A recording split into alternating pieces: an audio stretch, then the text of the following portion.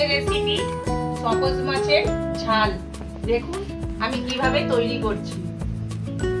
বাজার থেকে কিনে এনেছে শঙ্কর মাছ, আমরা বলি শঙ্কর মাছ, অনেকে বলে শ্যাওলা পাতা মাছ।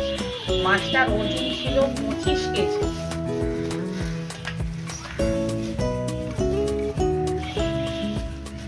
দেখুন কত সুন্দর পিসগুলো হয়েছে, একদম পিস পিস ছেড়ে যাচ্ছে, একদম খুব সুন্দর মাছটা।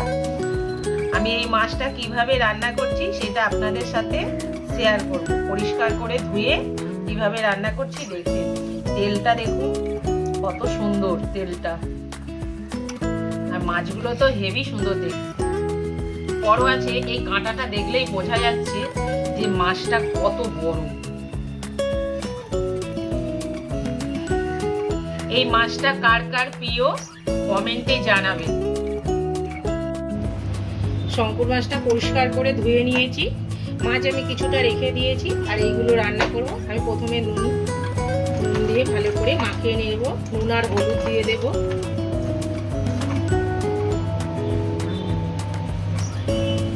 দিয়ে দিয়েছি। মাছগুলো সুন্দর করে ভেজে নেব। দেখুন মাছগুলো আমি দিয়ে দিচ্ছি।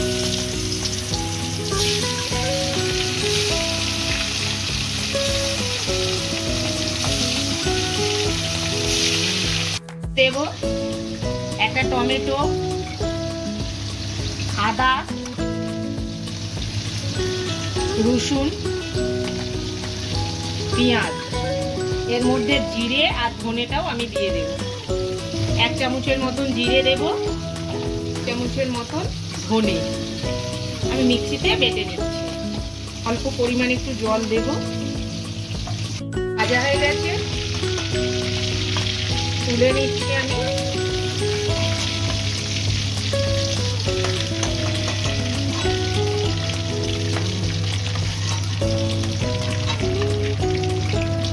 পুরো পিস পিস ছেড়ে যাচ্ছে। মাছটা খুব সুন্দর।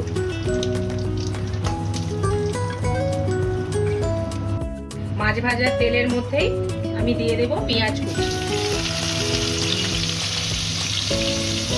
পেঁয়াজটা ভেজে নিয়েছি। এর মধ্যে আমি যে মশলাটা মিক্সিতে বেটে নিয়েছি, আদা, রসুন, জিরে, ধনে, পেঁয়াজ, টমেটো সব আমি এর মধ্যে দিয়ে দিলাম।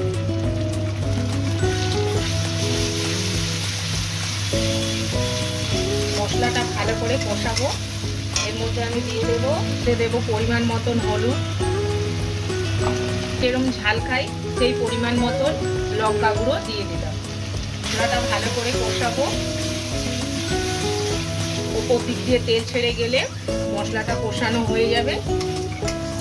আর সামান্য অল্প একটু নুন দেবো, কেন সামুদ্রিক মাছের নুন এমনিই বেশি। মাখানোর সময় নুন আর হলুদ দিয়ে ভেজে নিয়েছিলাম, আর অল্প নুন ওপর দিয়ে ছড়িয়ে দিলাম।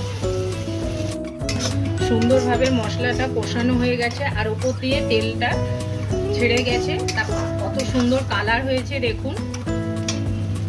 এবার আমি ধনে পাতা দেব।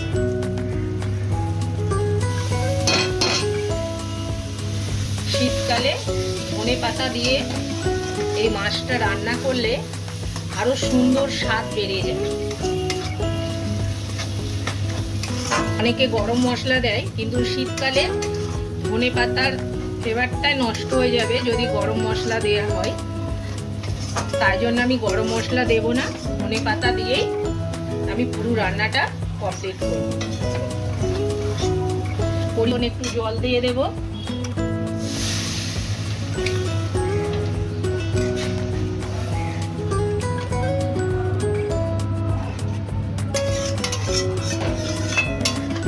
ঝোলটা ফুটে গেছে, আমি এর মধ্যে মাছগুলো দিয়ে দেব।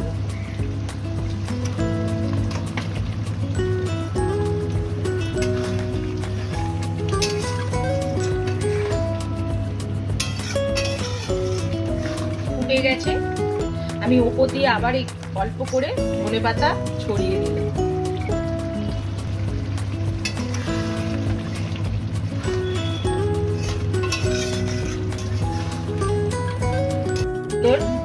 হয়ে গেছে, আমি নামিয়ে নেব।